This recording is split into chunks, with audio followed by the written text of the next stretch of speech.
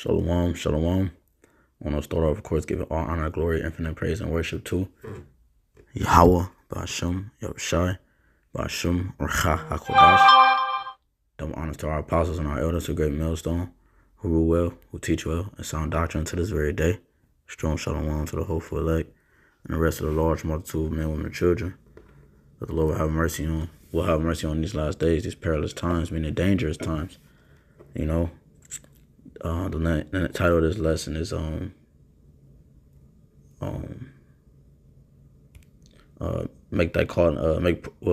make full proof of their ministry. You know, just a quick exhortation, which is why I have this word here, exhortation.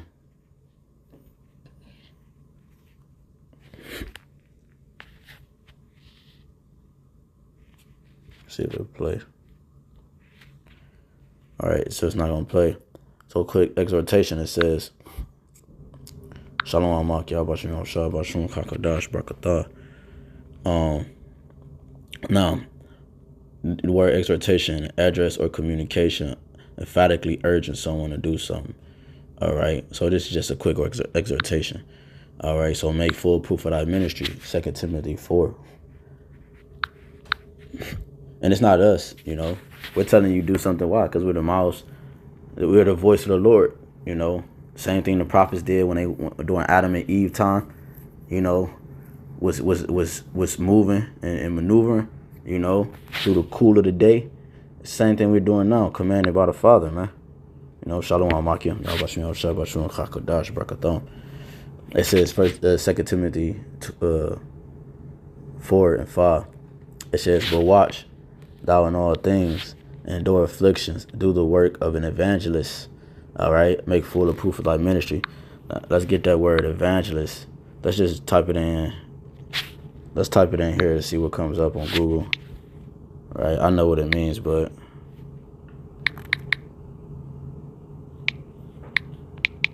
oh man.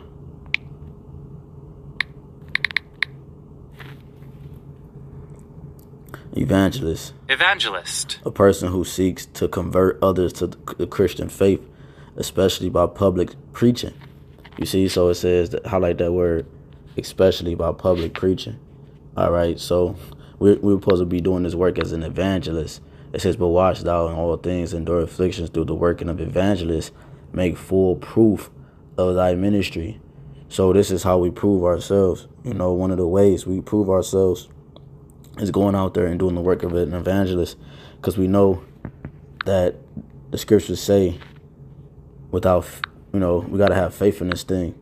You know, it says, this is James 1 and 1. James, the servant of the Most High and of the Lord, Yahushua Mashiach, to the 12 tribes which are scattered abroad is greeting. My brethren, I count it all joy when ye fall into diverse temptations, knowing this, that the trying of your faith worketh patience. And this word patience, you know, is synonymous with suffering. Okay, so we know that our faith we're actually tried on different levels to actually bring our faith down or bring our faith up. You know, different trials and tribulations and sufferings in the world is the proof of your ministry. Okay, whether it's corrupt or whether it's fruitful, you know, and prosperous. You know, over a period of time, things will reveal itself. The scriptures say they will manifest themselves.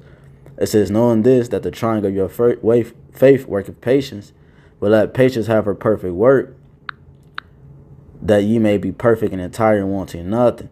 Right?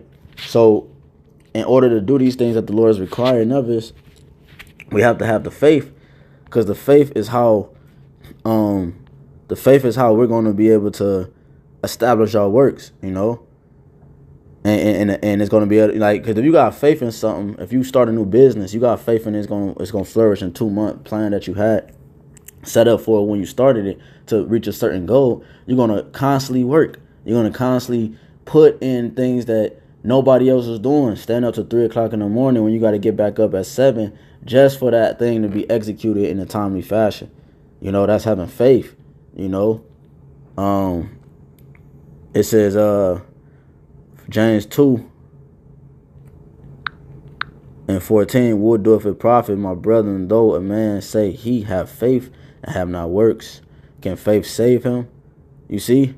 So they go like together, like we used to say a couple years ago, like peanut butter and jelly, you know. But they go together, man. That's the point. You know, they're in unison with each other. It's impossible. Yeah, and that's what wacky tacky Christians think. They think, you know, oh, I got faith, I'm saved, so they won't have to do no work. But we already know that like if you're in a relationship, if I say I love you to my wife or my children, then if I really love them, then I would or with the brothers, you know, if you really love the brothers, then it's some things that you do is to prove that love. You know what I mean? Like whether it's a brother down bad, you make sure he got groceries in his house for a couple of days, whatever, man. You know, so that's true love. You know, it's a verb. You know, it's an action word. You know, and we show true love. As it said here, let me go back in James 1. It says in verse 5, if any of you lack wisdom, let him ask the Most High that giveth to all men liberally, meaning freely, and upbraideth not, and it shall be given. You see? It says, but let him ask in faith, nothing wavering. So in order to receive this wisdom, it's established by the faith. You see? It says, for he that wavereth is like a wave of the sea driven with the wind and tossed. Right, going back and forth. And that's going to go into it being unstable in verse 8. But, you know, because you can't try to attain this wisdom of the Most High without faith. You know, showing you that our forefathers before us, they were really great men because they all had the faith. You have a whole book dedicated to the faith that our forefathers had in Hebrews 11, you know, going into how great our forefathers were in terms of faith, man. I'm talking about the elect, you know what I'm saying? The ones you know for a fact, those great prophets, Jeremiah, Isaiah, you know, Ezekiel, Abraham, Moses, so forth, man. So it says, because what the Father say in here, he said, Wisdom of Solomon. He said, like I said, I just want to be quick. Wisdom of Solomon. Let me see. I'm going to get that real quick because the Lord said, let me try to find it real quick. Showing you that the faith and everything is all tied together. Damn, I was about to get, let me see. Okay, I think it's in Wisdom of Solomon 7. Let me see.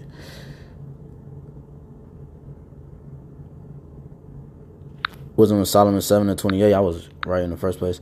It says, for the Most High loveth none but him that dwelleth with wisdom. So the Most High loveth none that dwell, but only him that dwell with wisdom. Because wisdom, as we're gonna find out, or we should already know, is who? Our dear beloved, our big brother, Yahweh Shah HaMashiach. He's the breath, all right, that was breathed into Adam.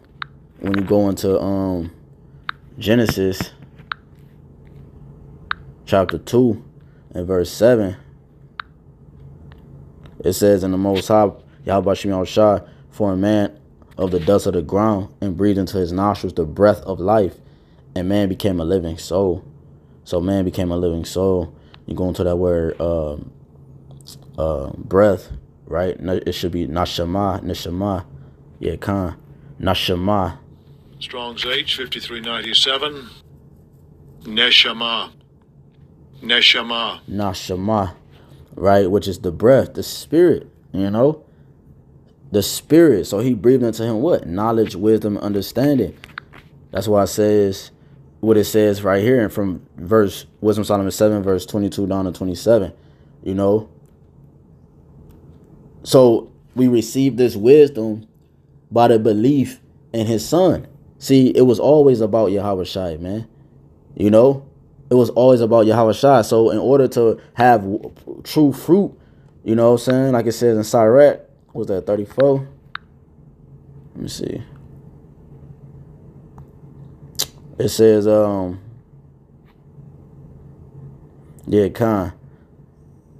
34:19, the Most High is not pleased with the offerings of the wicked, neither is he pacified for sin by the multitude of sacrifices. Whoso bringeth an offering of the good of the poor doeth as one that killeth the son before his father's eye. And it's going into the mindset of the wicked, which we know is Esau Edom. Let me jump to 35. This is Sirach 35:1. He that keepeth the law bringeth offerings enough. He that taketh heed to the commandment offereth a peace offering. He that requiteth a good turn offereth fine flour. And he that giveth alms sacrificeth praise. to depart from wickedness is a thing pleasing to the Lord. Why? Because we're gonna find out, like it says in just real quick, Sirach 19. It says at verse 2. Why no. Let me jump down to the point. 18. Sirach 19 and 18. The fear of Yahweh Bashem Yahushua is the first step to be accepted of him. And wisdom obtained of his love. The knowledge of the commandments of the Lord is the doctrine of life. And what's the doctrine of life? Yahweh Shai. That they that do things that please him shall receive the fruit of the tree of immortality. It says for the fear of that's why the Lord said, Yahweh Shai said, a good tree bringeth forth good fruit, and a wicked tree bringeth forth wicked fruit. A good fruit cannot bring forth wicked fruit, and a wicked tree cannot bring forth good fruit. Which is why it all makes sense for the elect to just merge into that realm, okay, being according to 1 Corinthians 15, being changed in those new bodies. And being one with the Most High from the beginning of time, because they always had that good fruit. You know what I'm saying? It says, and that good fruit is going to be able to eat from the tree of immortality. It's going to be the first fruit, the first of its kind. It says the fear of the Lord in verse 20 is all wisdom, and in all wisdom is the performance of the law and the knowledge of his omnipotency. Right, the acknowledgement of his essence. Which is why Yahweh Shai came in the form of the Father in the flesh. That's why these people be tripped up by the Trinity doctrine and the Trinity concept. Because Yahweh Shai is a separate entity, but he had full authority. He had full power given by the Father, man. Because you can't say Yahweh Shai was always there because he's the mind of the Lord. But Yahweh he has no beginning or end. You see, that's the difference. He is the only power.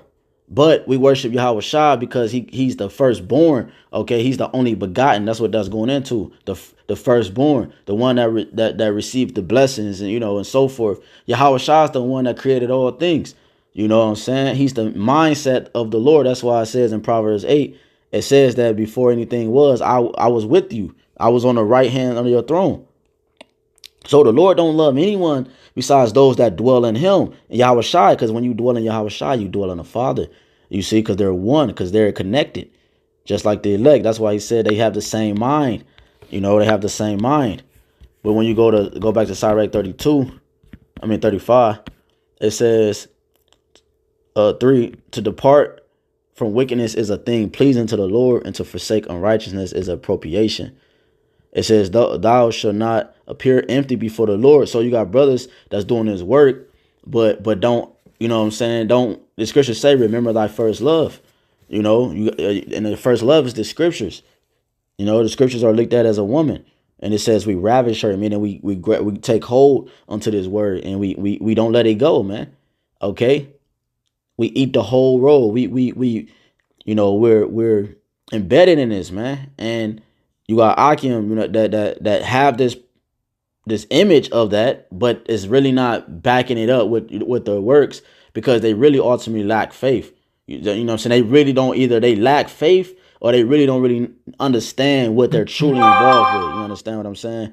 Like they like, okay, they got an idea, but they really don't know how deep this thing is of ours. Like, it's gonna involve bloodshed, man. It's gonna involve, a lot of things. You're gonna see a lot of things, by being called a man of the Lord. People, it's not a boat ride. It's not a field trip. It's not a feel good thing. This is, obviously we get our reward, but this is more gritty than glitter, man. It says thou shalt not appear empty before the Lord. So you can appear empty before the Lord if you don't have a righteous offering, if you're not, doing the things in secret that are pleasing to the Lord, so he can reward you openly. Because obviously things are known in itself when things are displayed openly. Even if brother want to grow in the truth, like, I constantly want to grow, man. That's one of the main things I pray for is growth, and spiritual growth, mental growth, just to get better in all areas of my life. I want to perfect or get close to it of anything I do in my life. If I fold napkins for a living, that's my job. I want to be the best folding napkin dude that's on the scene, man. So we got to apply that mindset into our real job, which is the scriptures. We want to be the best angel for the Lord, not playing teacher's pet, but you want to be the best version of yourself. Because you got to realize, brothers and you sisters that take heed, when you be the best version of yourself, then it automatically rubs off on other people. When you're the worst version of yourself, it does the same thing. It has a crazy impact on people. People don't want to be around you, and then or I'm not even gonna say that, because when we're in the truth, people don't want to be around us. But like when you have a negative vibration, don't niggas don't. I mean, you just create death, man. Everything, either somebody die around you or somebody get caught up with some bad shit. Like, you have to manifest what? Life. So it says, thou shalt not appear empty before the Lord, for all these things are to be done because of the commandment. The offerings of the righteous maketh the altar fat, and the sweet savor thereof is before the Most High. The sacrifice of a just man is acceptable, and the memorial thereof shall never be forgotten. You see? Because I believe I think that's in Ezekiel, where it tell you that it's going. I can't remember if a brother watching this know where it's at. It says the Lord is gonna, like, what I'm saying, basically, like, when you, not saying this is the scripture, but basically, like, when you take your hand off the plow is what it's going into. Like, basically, if you don't do the work of the Lord or the will of the Lord, in a sense, then when things come to pass, it's gonna be just like you never even did anything at all. Like, you probably say, man, I've been in this truth for 5, 6, whatever years, and then, you know what I'm saying, the Lord turn you into a reprobate mind. It's gonna be like you never did anything, man. You see? So we got to make full proof for our ministry. When you go to Matthew, I went too far down, Salakia.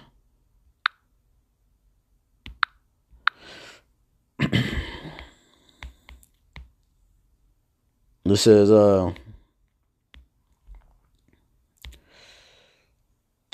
let's just go straight to the point. Matthew 15:24. But he answered and said, I am not sent but unto the lost sheep of the house of Israel. You know what I'm saying? What's Hebrews 6?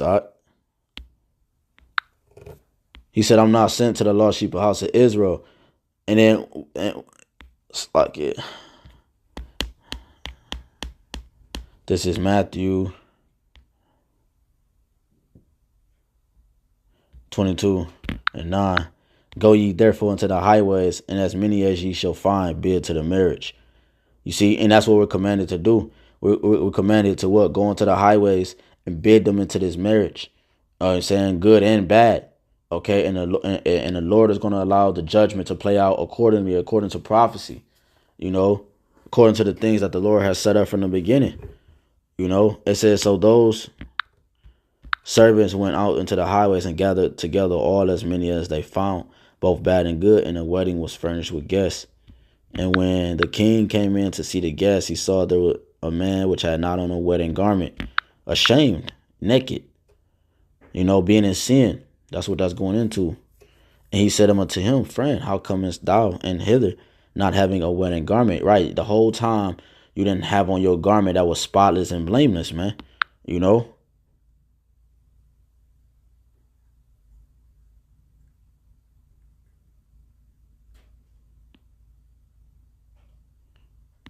It says,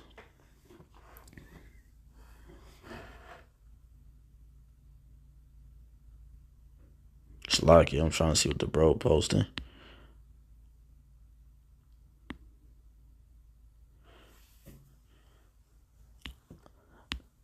The one I was talking about, was in an Old Testament.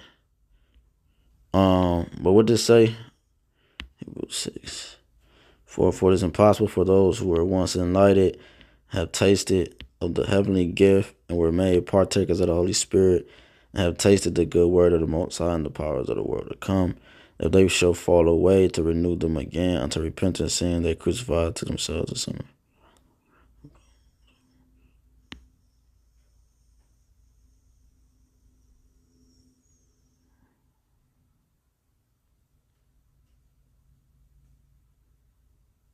No, that's not the one I was thinking about. I was thinking about the one in the Old Testament, Salakia.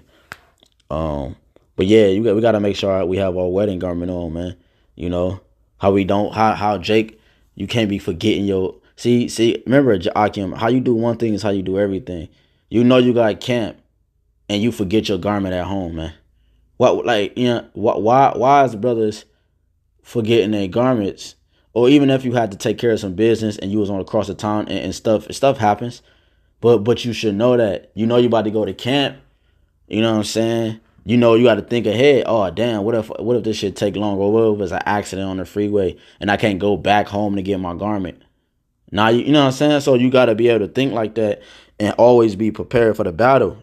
The soldiers don't forget their guns in a shed or on a boat. You know what I'm saying? They always are ready for the war. You know what I'm saying? So we got to be always ready for the war, and we got to make full proof of our ministry. We should be studying. We should be throwing up exhortations, prayers, and fast. Even myself, I gotta throwing more prayers than I am. Everybody should be doing more, man. If you think you good, then you gotta, man. You fooling yourself. It says, and he said unto him, friend, how comest thou in hither not having a wedded garment? And it was speechless, right? He was ashamed, man. Then said the king of the servant, bend him hand and foot and take him away and cast him into outer darkness.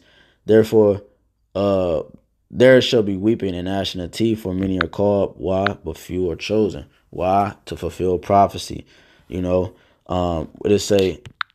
It says, examine thyself.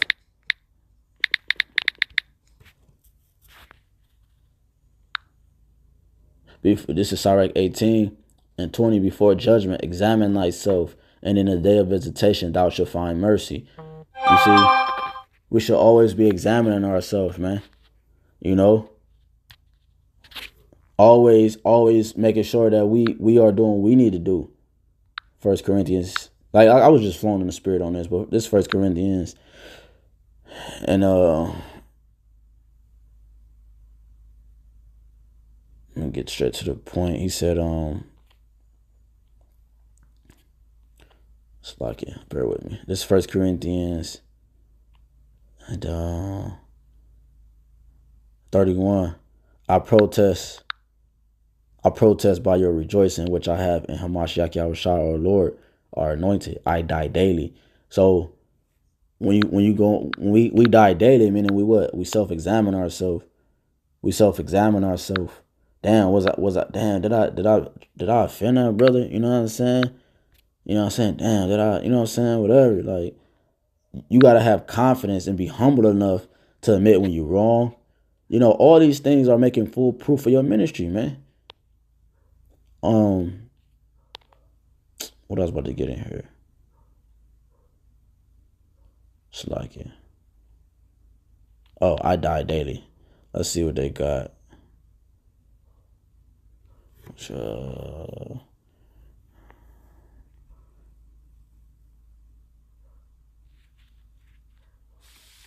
Strong's G 599.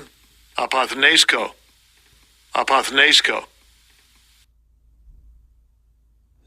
It says to perish by means of something. Right? We know the word perish is like death, but in a sense, on a spiritual level, to perish by means of something, and that means is to receive a heavenly reward. It says,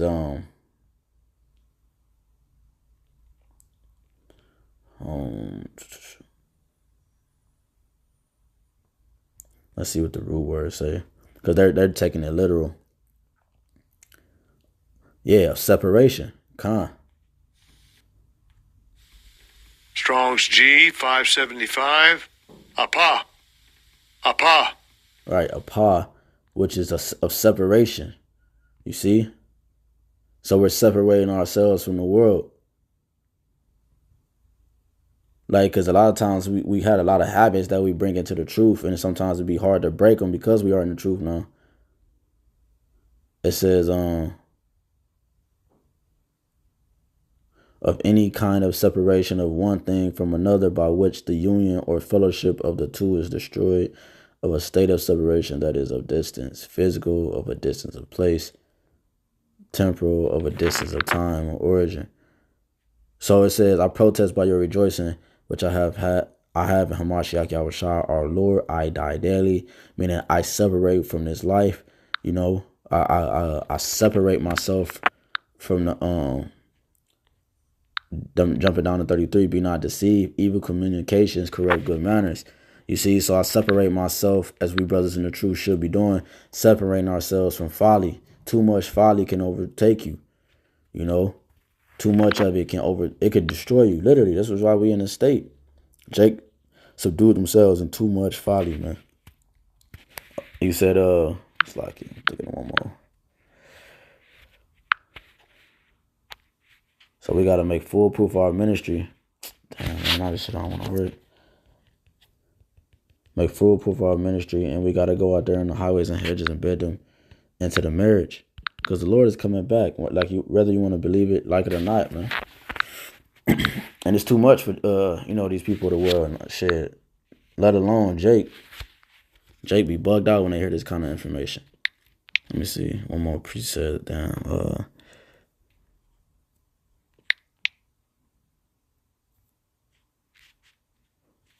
Let me see if I could just grab it in here real quick. So you got to remember, when you can't offend either, man. You know, because a lot of times we might try to fulfill our roles that we think. You know, like, okay, you get promoted in the camp to a certain position, and then like you may be made an officer, or you look after this portion of the camp or whatever. You deal with the finances, whatever portion the Lord appoint to you.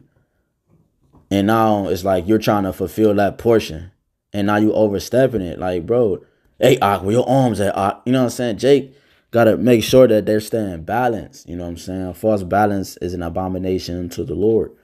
So when we move contrary, therefore, you know, we're continuing to bring death around the brotherhood when the brotherhood is supposed to be surrounded by life. You see, so you're bringing death ways into the congregation of living. That's why, like, when you're unclean, you're like in a state of being dead. That's why we're in mercy right now, man. The mercy of Yahweh Shem Shah is crazy, because we do different things, you know, and we're supposed to not be in the congregation or amongst brothers. You know what I'm saying? Pertaining to certain things that make you unclean. You know, shit, some brothers might have had to take the bus and sit on the seat next or the girl on her period. Like, there's all type of stuff that's around us that makes us unclean, and then we come amongst the congregation of the brothers, which is a holy congregation, a holy gathering to praise the Father, and you know we're unclean. So it's showing you that the Most High's mercy is sufficient, but you can't overdo it. You can't overdo it, and you can't take His mercy for granted and just do these things because you know you're under grace and know you're under mercy. You know, and I know that can be hard and challenging. You might hear it now like, oh, I'm good, but then you don't realize it until you analyze exactly what you're struggling with. And then you say, damn, like that's exactly what I'm doing. So we got to put all that to the side, and we got to continue to make sure that we're doing the things that the Lord asks us to go do. This is Matthew 10:6. But go rather to the lost sheep of the house of Israel, and as ye go, preach, saying the kingdom of heaven is at hand. You see, is at hand, right? And this is what we're doing right now. We're healing the sick, cleansing the lepers, raising the dead, cast out devils. Freely ye have received, freely give. And that's what we're doing on a large scale. That's what we're doing right now on this live. We're healing the sick and cleaning the lepers and raising the dead through the Spirit. You know, we're cleansing the Spirit, man. You know, and that's why the Lord said, "Yo, make full proof of your ministry," because at the end of the day, are we going to be able to hear those words? You good and faithful servant. Job well done, my good and faithful servant. Or are you going to hear those words, depart from me, you spirit of iniquity, I know you not. The whole time you doing this, and the Most High don't even know you. That's hurtful, man. You know, you see that in the world. Like, that's why, like, you have a Jake, he caught up in a relationship he didn't want to be in. And then the woman's more into it than he is. And then he come out of nowhere like, man, we're going to have to end it with whatever she going to do. And it's heartbreaking, man. It's such a quick, the whole time you dedicated and you thinking this person's with it, and he not even with it because he don't even know you. And that's how Yahweh Shah is gonna do. He's gonna just push you out, man. You're that woman that he never got. He wasn't mentally connected with, man. You know. So It says, provide neither gold nor silver nor brass in your purses, nor a scrip for your journey, neither 2 coats, neither shoes, nor yet staves. For the workman is worthy of his meat. You see? The workman is worthy of his meat. And the whole time this is spiritual. So we putting his work in. The Lord is going to continue to provide for us spiritually food for us to grow, because we're making full proof of our ministry. You know, we're doing the things on the back end that every man don't see. You know, we're studying hard. You want to be great for Yahweh Shem Yahushai. You want to make haste, Yahweh Shem Yahushai. So this food, like it says in 1 Corinthians 10, this spiritual rock that we drunk from and we ate from was Hamashiach. You know, I'm about to get that real quick because it still go with what we're talking about. 1 Corinthians 10 and 1. Moreover, brethren, I would not that you should be ignorant of this mystery, or should be ignorant how that all our fathers were under the cloud and all passed through the sea, and were all baptized into Moses in the cloud and in the sea, and did all eat the same spiritual meat, and did all drink the same spiritual drink. For they drank of the spiritual rock that followed them, and that rock was Hamashiach. You see? So that rock was Hamashiach. It is Hamashiach, that cornerstone, that rock of covering, that rock of offense into the ones that can't receive the light. You know, this stumbling block, this gigantic rock, this rock that provides food and water for us, you know what I'm saying, that blocks us from the flaming fires and darts and protects us and covers us, is Hamashiach, man. He was always with us. So knowing that, for the workman is worthy of his meat. So the Lord is going to reward us. You know, he's going to reward us in due time from the offering that we offered up. You know, and the offerings that we're offering up is us by us making a full proof of our ministry and keeping the faith. You know, keeping the faith. Brothers should be doing more, man. You know, you should make it personal goals, not to, because you know, you're not justified by your works without your faith. You don't want to just, okay, I'm about to do this, you know what I'm saying, work all crazy because you're trying to prove a point and it's not sincere. You got to build yourself up, man. We're in a time where things are speeding up and certain brothers is getting heavier portions in a faster time, but you got to try to make it where the Most High is pleased with you. Okay, let me try to see if I could do 2 lessons a day. All right. So that you have enough, so that when that second, say you only that one of those days you was only able to do 1. Well, that second one that you weren't able to do, you still got like 8 lessons done for the week. And it's only the 3rd day in the week. You know? That's good. Like sometimes you might feed your dog, for brothers that got dogs. Like I don't have a dog right now, but obviously we all have some type of pet. If not, then, you know, but you know somebody with a pet. When you go to feed the dog, you might fill the bowl up, but they not really that hungry. But the food is there. So the food is gonna continue to eat or be ate, you know, whether later that day or maybe in the morning. You know, you might have was a little feeling down or whatever. You know how dogs be. I had to happen plenty of times, you know, and then they go eat the food. But the point is that we're supposed to be doing that. We're supposed to be out here feeding the sheep of the Lord. He said, bid them into the marriage. He said, son of man. We might have to close with that. I'm gonna get that last precept real quick. It says, let me get this real quick. Damn, my shit not working.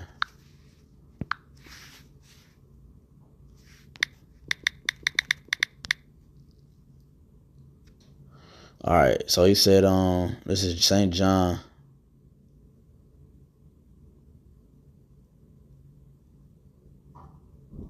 This is St. John 21.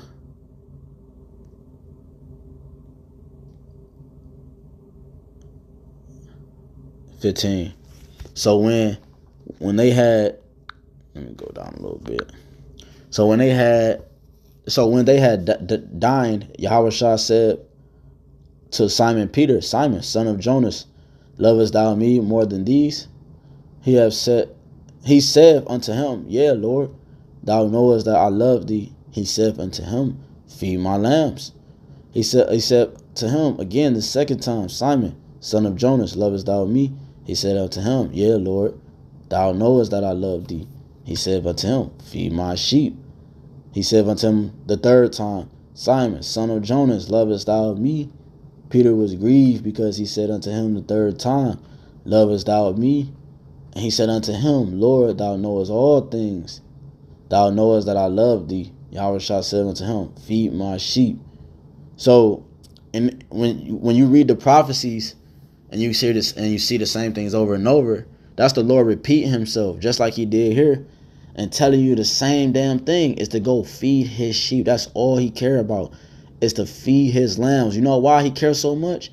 Because he about to bring destruction to the world, and his lambs and his sheep have to have enough food in order to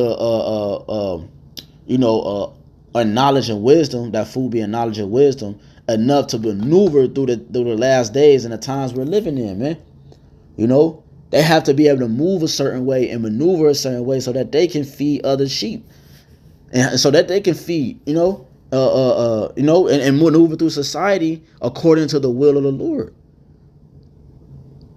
He cares so much so that they won't be destroyed in the midst of judgment on the planet Earth.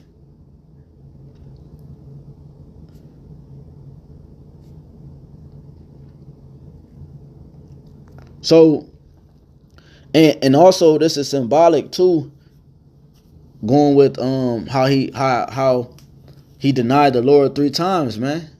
You know?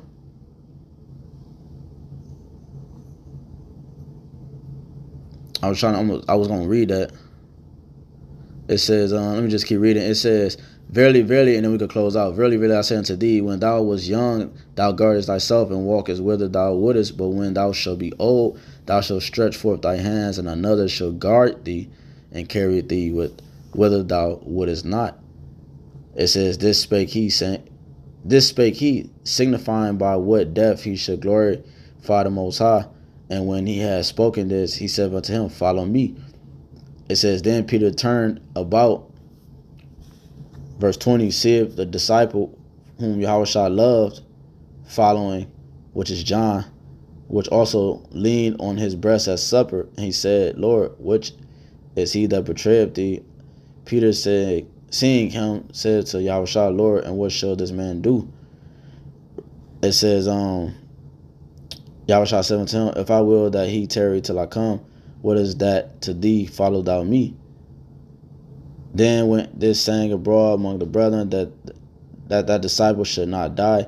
Yahushua said not unto him, he shall not die, but if I will that he tarry till I come, what is that to thee? This is disciple which testified of these things and wrote these things, and we know that his testimony is true. And there are also many other things which Yahushua did, the which if they should be written, everyone, I suppose that even the world itself could not contain the books that should be written in, right? Because Yahushua did a lot of miracles and many and different things. Well, let me get this account real quick. I forgot where it's at. If a brother know where it's at, you could put it on the comment board too. Damn, I'm trying to think of the account. Let me just do it on here for the sake of time.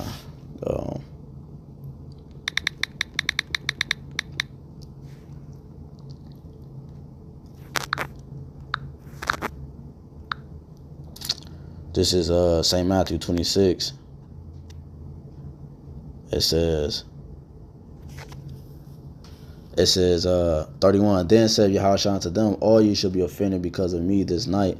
For it is written, I will smite the shepherd, and the sheep of the flock shall be scattered abroad.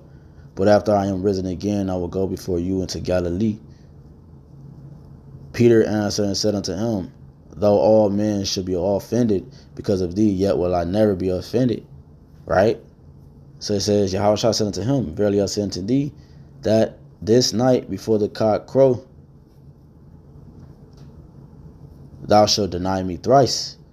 Peter said unto him, though I should die with thee, yet will I deny thee. Likewise also said all the disciples. Then come of Yahushua, 36, with them unto a place called Gethsemane, and said unto the disciples, sit ye here while I go and pray yonder. So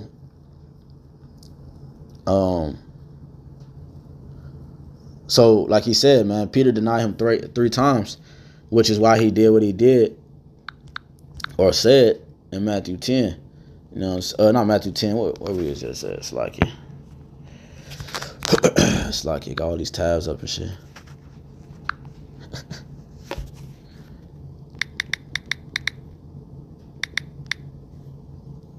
St. John 21. Yeah, it was in St. John 21. All right, so that's why he said that 3 times right here. So brothers can't just, the point is me bringing that out is because you got to be careful just saying you would do this and you would do that. That's why the Lord told us. He said we got to say, Lord's will, this happens, or Lord will, this is accomplished, or Lord's will, I'm able to do this or that, because we speak vainly and we speak proudly when we talk outside of the Lord, because that's going outside of the Lord too. When you just say you're gonna do things and you do different and you move, you can't do nothing without the Most High. Okay, you can't do anything without the Most High. Not just end with this. St. John 15. I know I said it a lot, but I'm gonna end with this. St. John 15:5. I am the vine, ye are the branches. He that abideth in me, and I in him, the same bringeth forth much fruit. For without me, ye can do nothing. You see, so without Yahweh Shai, you can do nothing, because that's the wisdom of the Lord. So if you don't keep his son, whom he loved, the only ones that keep his mind, then if you don't do that, then you're contrary to him. The Lord, he's manifested the things that he think unto us, Lord willing. He said, St. John 17:22, and the glory which thou gavest me, I have given them, that they may be one, even as we are one. You see, I in them and thou in me, that they may be made perfect in one, and that the world may know that thou hast sent me and hast loved them as thou hast loved me. You see, so being one, being connected, and being on that one accord with Yahweh Shem Shai. You know what I'm saying? So we got to make sure we're doing these things. I wanted to touch on that in the sense of the things people don't see. You could have brought out many scriptures dealing with the publican, dealing with the wicked scribe and Pharisee, different examples. And on this topic, but the point is that the brothers got to make sure they're doing the things necessary on the back end, the things people don't see. Make full proof of that ministry, so that you can stand firm when the ops roll up on you at camp, or you got a riot in front of the camp, or just on a random ass camp day, everything good, and you got a riot. One chick walked past her, something you said, and then now her dude coming and her, what I'm saying? It could be anything, man. It could be. We all been through it. We all been through it with all type of stuff. People done called us niggas. People done threw coins at our feet, told us to get a job, spit at our feet. Not on us, but at our feet, and stuff like that, man. And we wasn't at rage. We were calm. We kept teaching through the Spirit. No one touched us. You have different things where brothers fall. Every brother had this type of testimony, but the point is that you still gotta be able to stand bold. And what's all the confrontation when we're in that? Because they're in darkness and we're walking in the light. We're a representation of that light. So in order to properly, if I give somebody, it's like it.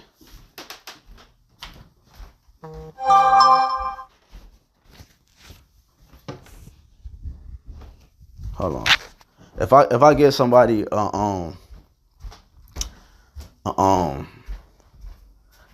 what is it? Damn, I lost my train of thought. Salakia. But Lord willing, it's edifying. Until next time, shalom.